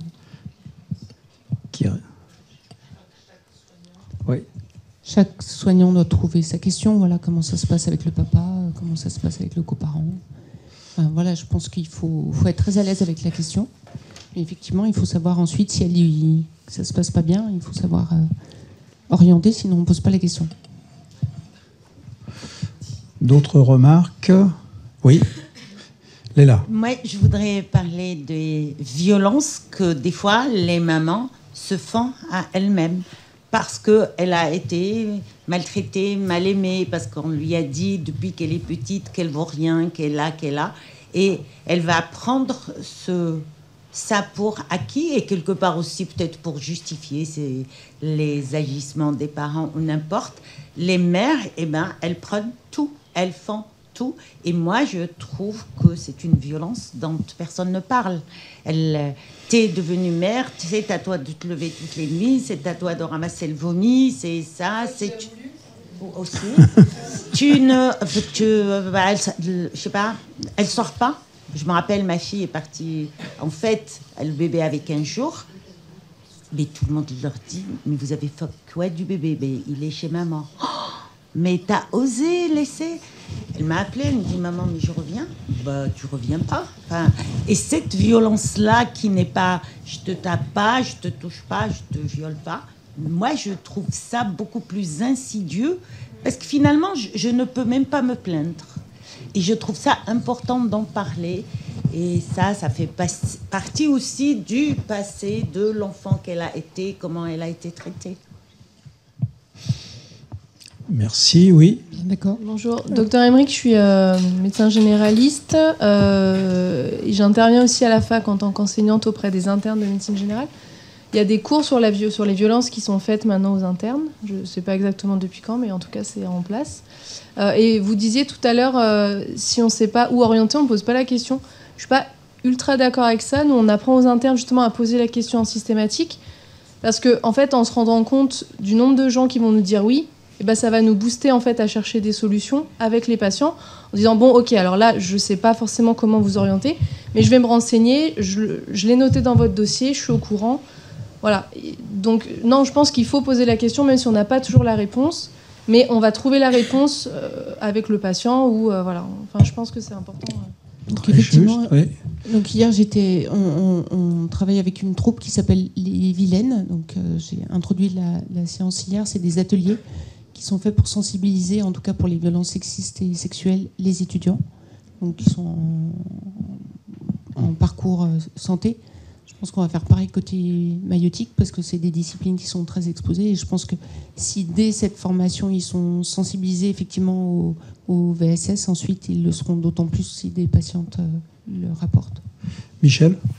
Oui, c'est peut-être pas politiquement correct ce que je vais dire, mais c'est vrai qu'il y a la question de la violence dans les couples et de qui poser une question en disant est-ce que vous avez été victime de violence, c'est peut-être pas tout à fait pareil que de dire est-ce que vous avez été victime ou auteur de violence dans un couple. Moi, je dis ça comme j'ai fait du domicile. Par exemple, j'ai été parfois appelé pour un homme, par exemple, extrêmement dangereux. Donc, on va au domicile, puis on voit qu'il est aquariophile. Il a plusieurs aquariums. C'est vrai qu'il est dans le langage, il fait plutôt brutal. Et progressivement, avec le temps, avec un temps prolongé, on voit que la femme a finalement une composante un peu masochiste qui amène à la violence, par exemple, d'accord, avec une certaine forme de perversion. J'avais un couple aussi que je voyais comme ça, où la femme a dit « mon mari m'a tapé dessus », je dis « vous allez chez les gendarmes, à la police, vous portez plainte ». Et il se trouve que je suivais le mari aussi, qui vient, qui me dit « ma femme est allée à la police et tout ça ». Ben, je lui ai dit « elle a bien fait, c'est moi qui lui ai conseillé ». Il dit « ah bon, mais moi elle me parle mal, etc., elle me traite de con, de salaud et compagnie ». Et je dis ben, « vous allez à la police ». Là-dessus, la femme arrive en me disant « vous vous rendez compte, mon mari est allé porter plainte ». Après, il ne s'engueulait plus. Vous êtes en train de dire que les hommes aussi sont exposés, mais on en est bien conscient. D'autres questions? Oui, Léla. Je voudrais juste revenir sur ce qui a été dit par rapport aux étudiants et aux jeunes. Moi, je pense qu'il y a une différence de perception et de possibilité de parole par rapport à la maltraitance. Peut-être que moi, dans ma génération, on n'osait pas dire, mais la nouvelle génération, c'est vous qui avez fait le hashtag MeToo, et on parle beaucoup plus facilement de la maltraitance, qu'elle soit sexuelle, sexiste ou physique, ou ce qu'on veut. Oui. Des violences obstétricales. Oui. Michel, oui. Très, très rapidement, parce qu'il y a peu de temps, on a fait un travail, nous, avec la PMI, sur les violences familiales. Et c'est vrai que les premiers auteurs de violences, en tout cas par rapport aux enfants, à travers les plaintes qui sont faites, ce sont les mères. Alors, à cause peut-être des familles monoparentales et tout ça. Mais pour l'ensemble du groupe, ça a été insupportable de le noter. Et même moi qui faisais le texte, je me suis trompé. C'est-à-dire, au lieu de dire les mères sont les plus souvent responsables, j'ai marqué les pères. Et il a fallu que je relise plusieurs fois avant de me rendre compte à quel point j'avais l'idée que seuls les pères pouvaient être auteurs de violence, en tout cas majoritairement.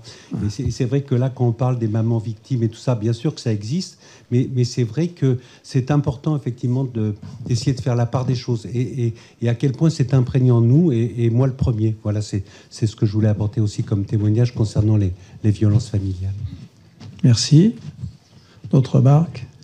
Là, il m'a été dit pendant la pause que j'avais mis un peu un train d'enfer à la première partie et qu'il me semblait important j'ai en face de moi que des experts. C'est-à-dire que le dialogue me paraît très très important et l'interaction et l'interprofessionnalisme, c'est ce qu'on a fait avec Michel et le groupe médecine Enfants en souffrance, qui paraît être représentatif aujourd'hui des questions et des réponses et des dialogues et des apports de chacun. Donc c'est dans ce sens-là qu'on espère répondre à la question qui m'a été faite pendant la pause. Je crois qu'il y avait des questions qui étaient peut-être en suspens. À distance, non. Je peux peut-être répondre, mais on peut... Ah oui, au contraire. Une question me brûle les lèvres parce que ça résonne avec quelque chose... Peut-être se présenter. Oui, pardon, Guillaume Souven, je suis médecin généraliste à Lyon. Et en fait, on a flirté plusieurs fois avec le sujet des recours qu'on a quand on dépiste des violences, quand on dépiste de la souffrance du nourrisson. Et en fait, en tant que médecin généraliste, peut-être qu'en tant que psychiatre, pédopsychiatre, le fait d'être déjà dans les réseaux simplifie un peu les choses. Mais en tant que médecin généraliste, je trouve qu'on se retrouve fréquemment dans des difficultés majeures pour faire quelque chose de ce qu'on peut dépister d'une façon ou d'une autre. Et que c'est quand même vraiment un poids dans notre pratique qui peut potentiellement freiner quand même le dépistage et notre capacité à ouvrir un petit peu nos oreilles et à ouvrir les yeux. Et voilà, je voulais voir un petit peu ce que chacun pouvait en penser. Oui. Si vous me permettez, moi je répondrai à cette excellente intervention et reprendrai, puisque je pense qu'on a un rôle, alors avec Michel on insiste beaucoup là-dessus, justement sur la maîtrise de stage qu'on a nous en tant que professionnels de santé, et le fait de recevoir des internes, c'est donc leur transmettre notre savoir et notre manière, surtout notre savoir-être. Et je pense que plus on s'intéresse à une pathologie, la souffrance psychique du bébé, plus on va devenir performant. Et du moment qu'on n'ose pas ou qu'on ne va pas y aller ou qu'on botte en touche, moi je suis tout à fait d'accord avec toi, plus on y va, plus on devient performant, plus on échange, plus on progresse. Et on appelle ça de l'intelligence partagée et augmentée. Et c'est en discutant entre interprofessionnels qu'on arrive à ce genre de prise en charge globale. Et il y a tous les travaux des 1000 premiers jours qui disent bien, un enfant, tout le problème des premiers regards, des premiers échanges, de l'interactivité, c'est tous les professionnels de santé ici présents qui doivent s'en préoccuper et pas passer la main en disant bah non, je peux pas, c'est pas possible. D'autres remarques, d'autres... Je pense que ce qui est important, c'est que la maman soit un partenaire. C'est-à-dire, ce qui est compliqué, c'est qu'elle accepte de faire le chemin avec vous, avant même de savoir vers qui. Vous voyez ce que je veux dire ? Alors, je ne suis pas en total désaccord avec Joseph. Mais alors moi, ma loi numéro 1, c'est une mère a toujours raison. Et loi numéro 2, en cas de doute, prendre la loi numéro 1. Toi, c'est le bébé, tu as raison. Ok. Je peux peut-être répondre à la question sur est-ce qu'il faut porter le bébé toute la journée dans les bras, c'est ça ? On va faire une réponse globale, parce qu'on a pas mal de spécialistes. Il y a des psychomotriciens, des pédiatres, des médecins généralistes. Ouais, je dirais là aussi, tout est dans la prévention. De toute façon, un bébé, il a besoin d'être contenu. Il a été contenu quand même bien dans une espèce de fauteuil relax et dans un bain à 37 degrés pendant 9 mois. Donc c'est vrai que d'être dehors... j'aime bien la blague qui dit qui est-ce qui a vidé l'eau du bain, c'est sûr que c'est un peu brutal et que cette envie d'être contenu, etc., ce plaisir sensuel est partagé par les deux parents, ça me paraît important. Ça, c'est la première chose. C'est quand même et quand on contient un bébé, ben, il s'exprime. Hein, il s'exprime avec ses yeux, avec sa bouche, avec son odorat, etc. Je pense que ça, pour moi, vraiment, c'est de la prévention et expliquer que ensuite, il y a un père et une mère. On peut passer à quelqu'un d'autre si vraiment on a l'impression que c'est difficile de détacher, par exemple, l'un ou l'autre des conjoints. Et puis alors, je dirais pour Catherine, c'est vrai, moi je trouve que les grands-parents c'est pas mal. Toi tu les vides de ton cabinet, mais de temps en temps c'est riche. Alors toi tu les connais les grands-parents. Mais nous de temps en temps on aime bien comme ça, même si c'est une belle-mère, moi ça me gêne pas. Enfin voilà. Donc les écouter, elles ont un apport et puis elles permettent de prendre distance. Et on dit bien que dans ces histoires justement de de risque de passer à l'acte ou je sais pas quoi. De temps en temps, il faut aller chercher un voisin. Bah, ça peut être parfois des grands-parents. Et je pense que c'est important. Ensuite, comme je le disais dans l'intercours... Ouais, tout de suite. Mais je finis, j'en ai pas pour longtemps. Hein. Bah, vas-y, non, mais pourquoi je fais sortir les grands-parents de la grand-mère de la consultation. C'est parce que depuis le temps que je suis installée, les mamans venaient souvent seules et c'était un échange facile. Et ce que j'ai remarqué depuis quelque temps, c'est quand la grand-mère, je dis souvent la grand-mère, était là, elle prenait la parole et je n'avais pas en face de moi une grand-mère, une future maman, mais j'avais devant moi une mère qui avait une fille qui allait avoir un enfant. Et c'est pour ça que... Non, mais je suis tout à fait d'accord avec toi. C'était un peu de la provocation. Voilà. Bon. Ouais, du coup, tu m'as coupé la parole. Je ne sais plus ce que je voulais dire. Non, mais c'est pas grave. Oui, Joseph, vas-y. Du coup, une petite précise. Pour le coup, si vous prenez les choses du côté du bébé, finalement, peu importe qui vient, puisque vous accueillez les personnes qui prennent soin de ce bébé. Et ça, votre regard va être vectorisé par ça. Et finalement, que ce soit la belle-mère, la mère, la grand-mère, etc., les signes de souffrance, c'est du côté du bébé. Parce que sinon, le risque est toujours du glissement, effectivement. On le voit là, ça fait un petit moment qu'on parle des signes de souffrance, finalement, du côté de la maman. Alors, c'est important, certes, mais ça n'est qu'un facteur de risque potentiel, éventuel de signes de souffrance chez le bébé, mais pas du tout automatique. Attention à ce lien de ne pas faire, de ne pas imaginer qu'une maman ayant vécu de la violence, ayant vécu des choses difficiles dans son enfant, que le bébé sera forcément et automatiquement souffrant. Ça n'est pas le cas. Et inversement, vous pouvez bien entendu, et j'en ai vu plein, des bébés qui sont souffrants sans que les parents n'aient une souffrance, en tout cas manifeste, patente. Je vais frustrer Laïla, on fait la conclusion, parce qu'il ne faut pas... Tu interviendrais. C'est bon ? C'est bon. Ah, tu faisais signe de m'arrêter, bah, tu vois. Voilà. Merci bien, merci. Donc, on va passer au réseau, on va continuer d'ailleurs sur les réseaux. Et on a fait le réseau ville, le réseau hôpital. Donc, Camille et Patricia vont prendre la parole. Bon, vous avez 5-10 minutes chacune. Vous avez vu que c'est important de discuter. Oui, bonjour, docteur Patricia Fazidelais, je suis psychiatre à la maternité de la Croix-Rousse et je passe la parole à Camille Seydi, à qui revient tout le mérite de cette présentation. Et je serai disponible pour les questions. Donc bonjour, Camille Seydi, je suis psychomotricienne sur 2 services différents de psychiatrie périnatale. Un au sein de la maternité, de la grosse maternité de Lyon, sur l'unité de soins et d'accompagnement précoce, et un autre service qui dépend du Vinatier, c'est un CATTP de périnatalité qui est sur le secteur de Mézieux. L'HFME, le Surbon. Mais je vais récupérer la zapette pour pouvoir passer aussi les... Ça sera plus simple. Merci. Donc moi, je vous présente aujourd'hui le RPPR, le réseau de périnatalité psychique du Rhône. Donc c'est un réseau pour l'instant constitué en association. Et l'idée, c'est de pouvoir vous présenter un peu son fonctionnement, ses intérêts, et puis que vous puissiez faire appel à nous quand c'est nécessaire. Voilà. Donc le RPPR, il est né d'interactions assez simples entre soignants, entre équipes de soignants, pour se passer le relais autour d'une situation, d'une diade, d'une famille, et pour essayer de pouvoir penser un peu des premières articulations entre 2 espaces de soins, une continuité, une articulation, une complémentarité. Donc ce partage en équipe, c'est vraiment pour essayer d'assurer la cohérence à l'intérieur du parcours de soins, et puis pour pouvoir se connaître et se reconnaître entre les différentes institutions de soins. C'est que dans un second temps qu'on a pu s'ouvrir aux libéraux.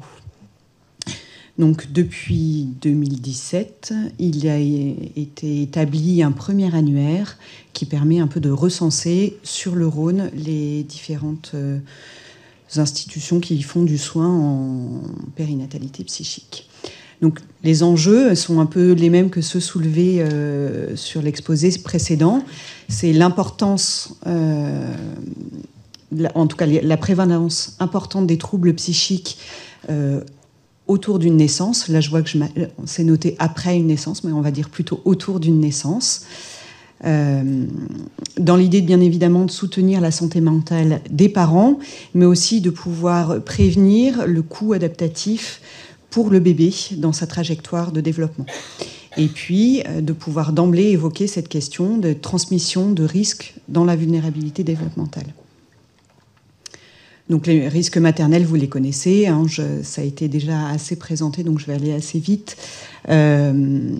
sur le fait que c'est très fréquent, encore sous-diagnostiqué, et que pour autant, les soins sont plutôt assez efficaces quand ils sont mis en place. Il en va de même pour la psychose puerpérale, pour laquelle la maternité est un plus haut risque de décompensation, et puis qui est révélatrice à ce moment-là d'une vulnérabilité psychique maternelle.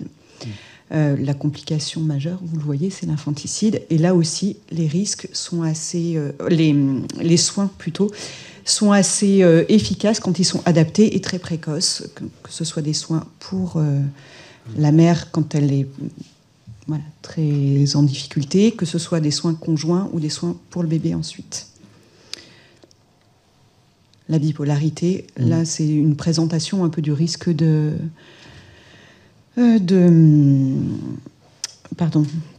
décompensation quand on arrête le traitement pendant une grossesse. Ouais. Avec un risque qui est bien plus élevé qu'en population générale. Donc les risques développementaux, depuis l'intra-utérin, je dirais, hein, on retrouve plus de risques qui vont nous alerter sur la santé du bébé. Donc les retards de croissance intra-utérin, il y a une prévalence plus importante de prématurité, une exposition aux psychotropes.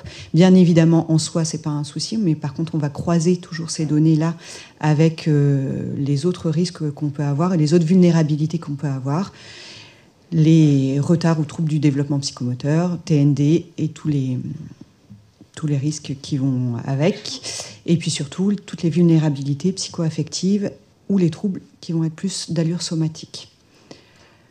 Voilà, ça c'est une petite présentation très succincte et rapide, un peu de ce qu'on peut faire appel, enfin des signes qui peuvent faire appel pour la santé du bébé, que vous connaissez déjà.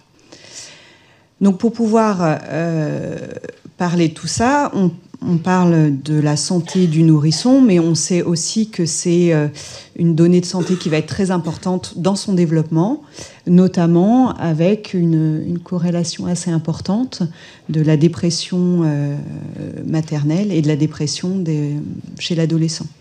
Je pense que si Marion veut répondre sur ce sujet, elle pourra creuser un petit peu plus. C'est moins ma pratique. Et puis voilà, c'est aussi le nerf de la guerre. Donc ça, c'est une présentation du coût estimé sur la région Aura des troubles psy, voilà, les coûts de santé, que ce soit pour le parent, pour le bébé, pour le deuxième conjoint, les coûts aussi qui sont estimés aussi plus largement en termes d'arrêt de travail, pour l'un comme pour les deux parents, et de coûts développemental aussi pour le bébé. Donc on se rend compte que c'est un enjeu de santé publique qui est majeur. Donc pour pouvoir travailler ça, l'idée c'est quand même qu'à l'heure actuelle, l'offre de soins, elle existe, surtout en région lyonnaise, on est plutôt bien fourni, mais par contre, que c'est encore peu lisible.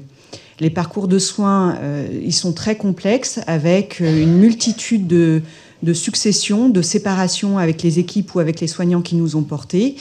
Et dans tous ces acteurs du soin, que ce soit de la prévention ou du soin hyper spécialisé, il va falloir qu'on puisse trouver comment faire un maillage qui va être efficace, qui va permettre de trouver un langage commun. Donc l'idée du réseau, c'est de mettre en place une culture commune du soin, et puis d'affirmer quand même à l'intérieur de ce réseau une identité propre de chaque équipe et de la façon dont ils travaillent pour pouvoir être identifiés.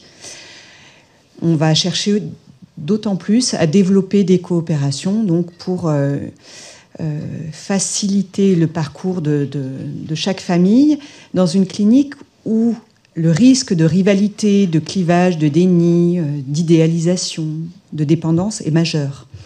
Hein, on a toujours le bon qui dit quelque chose et puis le mauvais qui est vraiment décevant parce qu'il a dit autre chose. Et l'idée, c'est de pouvoir travailler ensemble pour pouvoir raccrocher un peu les différentes parties de l'histoire de l'arrivée de ce bébé et de son développement. Donc, vous le voyez, les organisations qu'on a essayé de mettre en place, elles partent depuis la période préconceptionnelle jusqu'aux 2 ans du bébé, voire parfois un petit peu plus, avec une multitude de soins et de dispositifs, d'équipes et de dispositifs. C'est pas très, enfin, je ne sais pas si c'est suffisamment visible, mais l'idée, c'est que l'orientation d'une famille peut se faire à n'importe quel moment dans cette période et vers des acteurs qui vont être identifiés, qui vont pouvoir être différenciés, depuis la période préconceptionnelle jusqu'aux 2 ans de l'enfant. Avec un soin qui va être gradué, enfin des soins qui vont être gradués, où on a à cœur de pouvoir mailler un travail de réseau au plus près du patient jusqu'aux équipes les plus spécialisées. Quand je dis au plus près du patient, souvent c'est les libéraux, c'est les PMI, c'est tous les acteurs de première ligne qui vont pouvoir faire un premier dépistage, un premier repérage des situations de souffrance, que ce soit pour le parent ou pour le bébé. Et puis, qui se développe progressivement jusqu'à des soins d'hospitalisation, soit de journée complète, ensuite, ou du séquentiel. Donc, pour vous présenter un peu le réseau, j'ai souhaité l'illustrer là par la carte des différents secteurs géographiques pour les orientations. Il y a quand même sur le Rhône 3 dispositifs qui ne sont pas du tout sectorisés et qui permettent une orientation assez large. L'UMB qui a une portée, l'unité mère-bébé du Vinatier, qui a une portée régionale. Il me semble que l'USPPP a aussi cette ouverture-là au niveau régional. Expliquer les sigles, l'USPPP, ça veut dire Unité de soins de psychopathologie précoce et pédiatrique. Ouais, il y a un peu tous. Excusez-moi, on va vérifier. Et de psychopathologie. Non, il n'y a pas. Mais oui, Sophie, elle vient de partir. Mais je vais. Non, mais c'est pas grave, c'est pas grave. Je vais chercher. Et le LAPS, c'est le lieu d'accueil. Accompagnement, parentalité. Pardon, allez-y. On était à la naissance, c'est pour ça. Mais du coup, je vous laisse. Voilà. Et soins. Voilà, et soins. Et qui est plutôt du coup associatif, le LAPS. Voilà, porté par Santé Mentale et Communauté, qui n'a pas de secteur dédié, qui par contre est un petit peu plus restreint que la région quand même. Et puis après, c'est des unités qui dépendent principalement des équipes de liaison de maternité. Donc, dans chaque maternité, maintenant, il y a des équipes de liaison en pédopsychiatrie et en psycho. Et puis, des unités de consultation qui dépendent des différents hôpitaux psychiatriques, notamment sur des services de pédopsychiatrie périnatale. Donc là, ce sont les grands secteurs des unités ambulatoires de périnatalité. Donc c'est sûr que se connaître, c'est important pour pouvoir savoir où adresser pour avoir un bon accueil. Donc le RPPR est toujours bien actif autour d'un annuaire qui est un petit peu plus à jour et qui cherche à vraiment représenter et faciliter les parcours de soins des patients, notamment autour des conditions d'accueil, des modalités plutôt d'accueil de chaque famille et des modalités d'orientation, où sont à peu près représentés tous les différents dispositifs de soins. Il y a aussi la mise en place, depuis, je pense, 2019 ou 2020, de groupes cliniques, 2020, donc 3 par an, et qui sont des lieux d'échange entre professionnels de périnatalité psychique pour pouvoir mettre au travail en commun des échanges sur des situations que les soignants rencontrent. On en est maintenant à la 3e journée de présentation clinique, donc de journée du RPPR. La dernière a eu lieu en novembre, aussi tournée autour de la souffrance du bébé. Et puis, commence à se développer un petit peu plus des groupes de travail interprofessionnels, toujours dans l'idée de pouvoir construire une culture commune, un objet de travail en commun, et de ce fait de faciliter un peu les échanges. Il y a quand même eu des contributions notables avec cette affiche que peut-être vous avez déjà croisée dans les maternités ou dans les services, ou en tout cas qui est disponible sur le site Aurore, du réseau Aurore, donc, qui est une affiche sur la dépression du en tout cas la souffrance maternelle ou dépression du postpartum, qui a été co-construite avec les personnes du RPPR et le réseau Aurore et l'association Maman Blues. Voilà. Alors, ce qui reste à faire, c'est toujours de pouvoir constituer une forme un petit peu plus organisée à notre réseau, de pouvoir redynamiser ces offres de soins individualisés, gradués et de proximité, soutenir des projets locaux pour avoir une enveloppe institutionnelle fédératrice pour être pleinement opérant, continuer de mettre à jour l'annuaire, et puis surtout de faciliter l'accès aux soins et la lisibilité de l'offre de soins avec un site internet, si possible. On est un petit peu présent sur le site Aurore, mais il faut encore chercher. Et puis surtout, essayer de trouver des voies de financement pour un coordinateur de réseau. Voilà. Merci pour votre attention. Beaucoup. Merci Camille. Merci. Donc, je ne sais pas si vous avez des questions par rapport à ce réseau.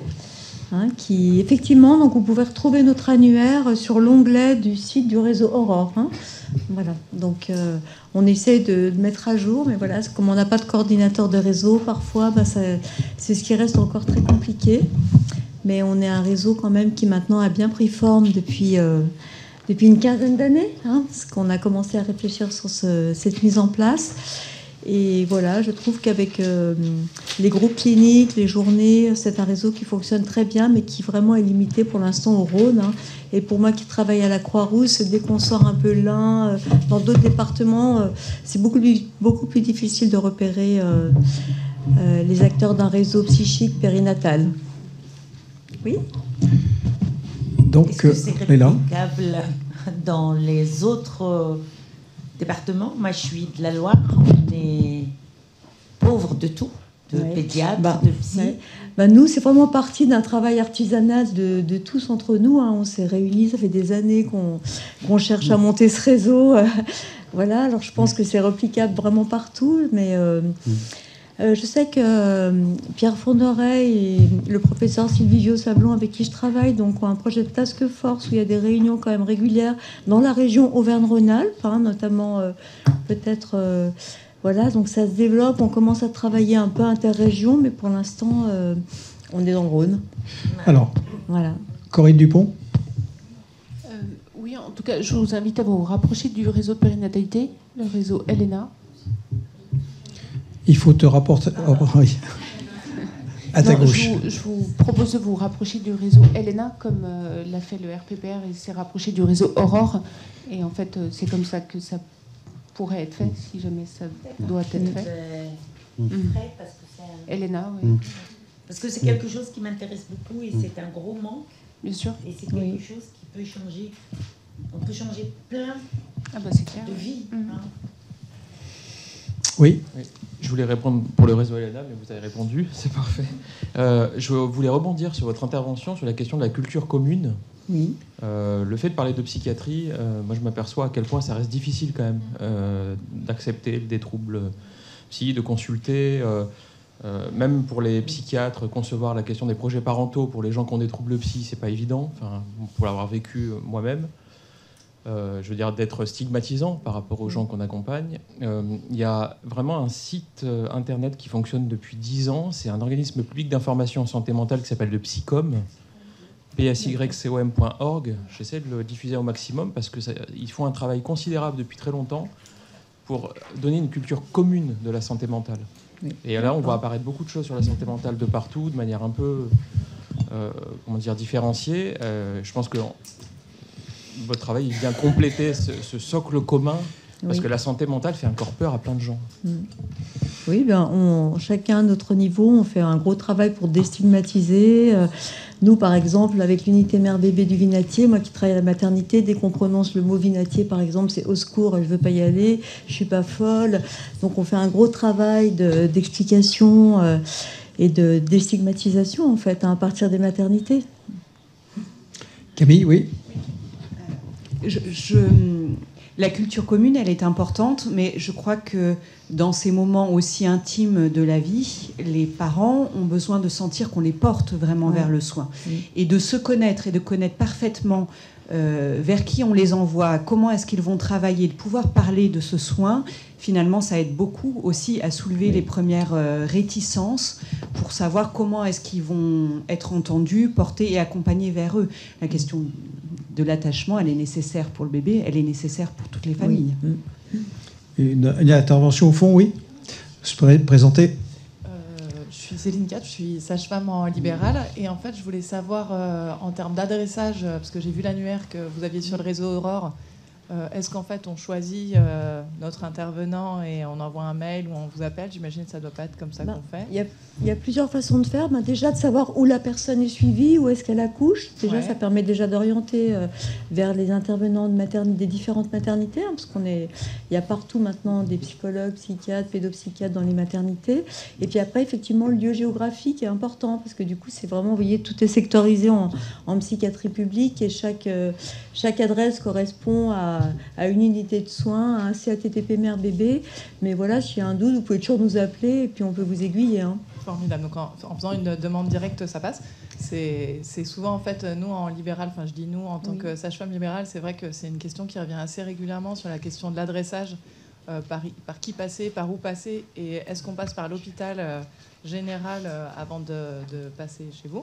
Et la deuxième, c'était pour intégrer le réseau de périnatalité Psy du Rhône. Je voulais savoir de quelle profession il fallait retourner. Toutes les professions sont représentées. Et à notre dernière journée, on a réélu tous ceux qui étaient intéressés pour participer au groupe clinique. Voilà, tous ceux qui étaient intéressés pour participer au bureau, pour justement réfléchir à des projets, organiser les prochaines journées. On fait une journée tous les 2 ans et donc on en a fait déjà 3, comme vous l'a dit Camille. Et là, vous êtes la bienvenue si vous souhaitez être avec nous pour la 4e journée. 2 questions sur ma droite ou intervention? Oui, alors c'était pour l'intervention, c'est sur la question de l'adressage qui est très compliquée parce qu'effectivement il y a la question de rendre lisible l'offre de soins psy, CMP, UMB, USPPP, LAB, personne ne s'y retrouve et ça on en a bien conscience et c'est pour ça qu'on s'était dit déjà il faut que ce soit même lisible par le patient lui-même. Oui, pardon. Il fallait que tu me regardes. Non, tu me regardes moi. Et donc il fallait que ce soit lisible aussi par les patients eux-mêmes. Donc pour le moment, parce que le temps de décrypter, il faudrait qu'on ait des formations d'agences de com ou de publicitaires qui nous expliquent. Et notamment, c'est vrai que je rebondis sur la plaquette Psycom qui est d'une lisibilité extraordinaire. Donc on a aussi mis sur l'onglet accompagnement psychique périnatal du réseau Aurore. Et donc elle est accessible pour tous. Mais en tout cas, on s'était dit déjà, On sait qu'il y a des psys depuis le plan Périnat 2005. On sait qu'il y a des psys dans chacune des maternités. Donc on a au moins mis à jour le fait qu'il y ait un psy. C'est-à-dire qu'au moins les femmes, elles ont accouché dans une maternité.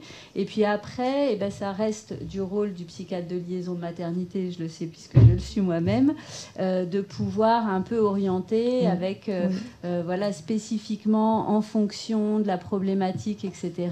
Et pour essayer de comprendre un peu cette jungle un peu obscure que serait le champ du soin psychique périnatal. Et voilà, et donc c'était pour dire que effectivement, de fait, on s'était dit que de fait, si on était soucieux de la santé psychique du bébé et de ses parents, on était finalement un acteur du RPPR. Après, on essaie de faire un bureau et un groupe clinique, mais en fait, de fait, on peut être... on fait partie du réseau. Enfin, si on parle de réseau, c'est vraiment un réseau de... Corinne ? Non, juste pour information, effectivement, on travaille très étroitement avec l'Agence régionale de santé qui a donné des financements à chacune des maternités pour mettre en place des staffs médico-psychosociaux. Ouais. Et donc, en fait, en tant que libéral, effectivement, il y a la possibilité quand même de prendre contact avec la maternité, de pouvoir discuter en pluridisciplinarité de ces situations, surtout quand elles sont complexes. Oui.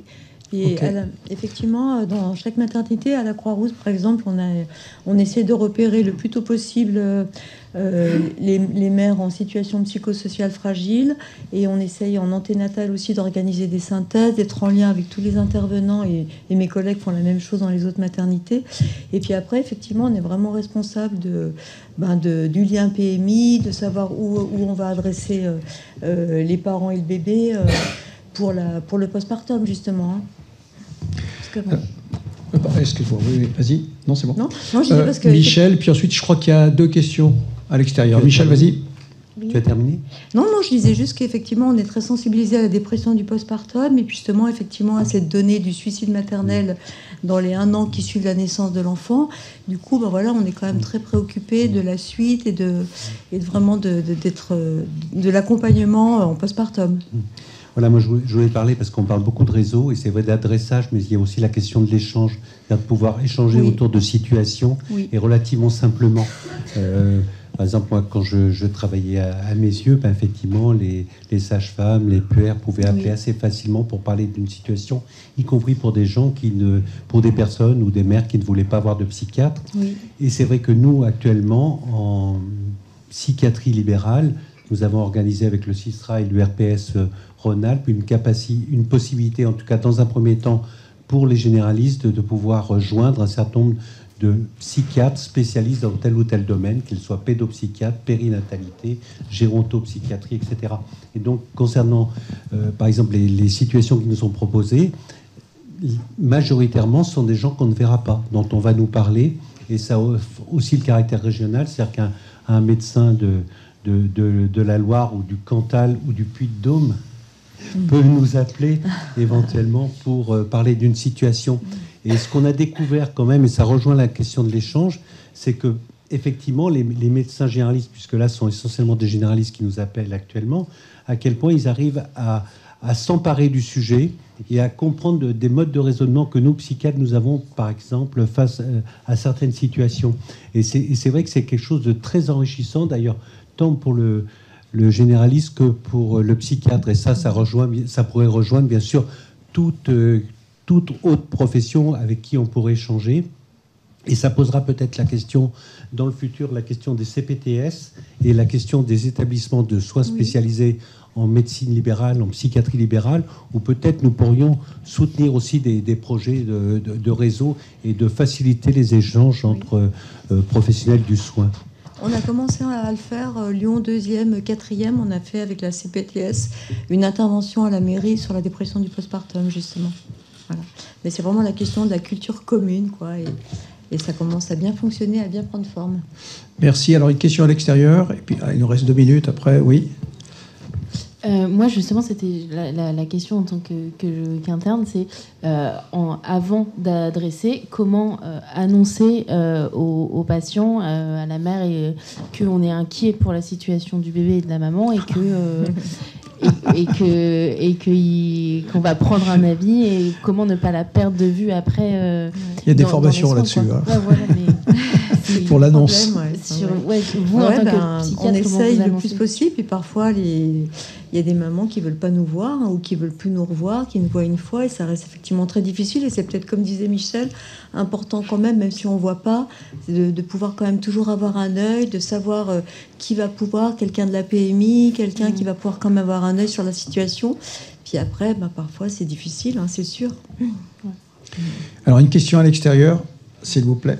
Ouais. Juste pour partager que sur le chat, voilà, les questions sont un peu les mêmes qu'ici, c'est-à-dire des médecins qui font état de difficultés pour adresser leurs patients quand la prise en charge classique avec le médecin ou la sage-femme, voire la psychologue du territoire ne suffit pas. Et donc voilà, s'interroge aussi sur à qui adresser. Et, donc, voilà. Je crois qu'il y a eu des éléments de réponse dans toutes les diapos qui ont été montrés, mais oui, Camille. Les adressages, ils se pensent bien évidemment avec la famille, mais pas forcément quand tout est fichu et qu'ils vont hyper mal. Oui. Ça peut aussi être en prévention, quand on sent qu'il y a un peu trop de questions, qu'il y a, pas forcément quand on est au comble de l'angoisse et qu'on n'a qu'une envie, c'est de fermer la marmite. Alors peut-être une grande conclusion pour cette matinée de Michel. Alors, je n'avais pas prévu une grande conclusion, il me reste une minute. Peut-être, en écoutant, là, c'est quand même en périnatalité, on rencontre souvent un peu le chemin de l'humilité. C'est-à-dire que souvent, la plupart des gens qui témoignent en périnatalité, ils ont toujours, soit on fait part de nos expériences propres, de ce qu'on a pu vivre nous-mêmes en tant que parents, de nos échecs. Et je trouve que souvent, il faut beaucoup de simplicité. Et c'est vrai que parler avec des parents aussi, qui peuvent être démunis, ben oui, c'est des choses qu'on peut rencontrer. Et dire que, par exemple, on va aller parler d'une situation, dire moi je suis inquiet pour vous, je vais en parler avec un psychiatre, un pédopsychiatre de ce qui se passe, et ça va avoir son avis. C'est parfois gratifiant pour les gens. Donc c'est aussi quelque chose d'important. Et tout ça, se connaître, échanger, adressage.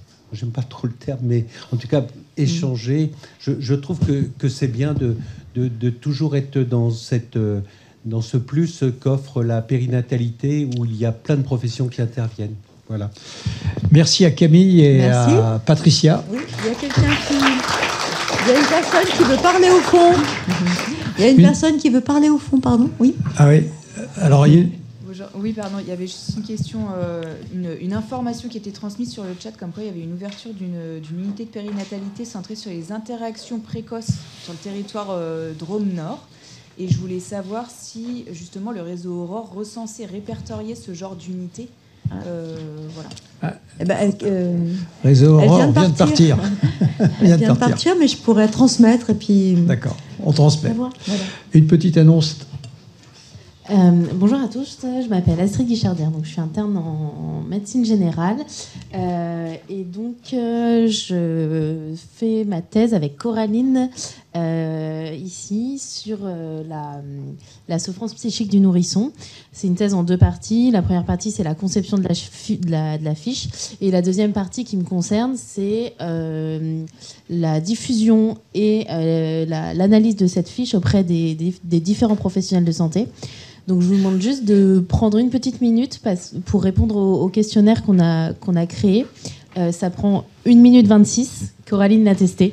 Donc c'est vraiment rapide et on a vraiment besoin des réponses de tous les professionnels de santé pour pouvoir faire une analyse de ce pré-questionnaire et pour gagner en puissance après. Voilà, on vous tient... Et donc, il faut scanner ce QR code. Il est là, il va être affiché dans la salle de pause. Et il y aura aussi pour les gens en distanciel, il sera sur le PowerPoint pendant la pause midi. Voilà, merci.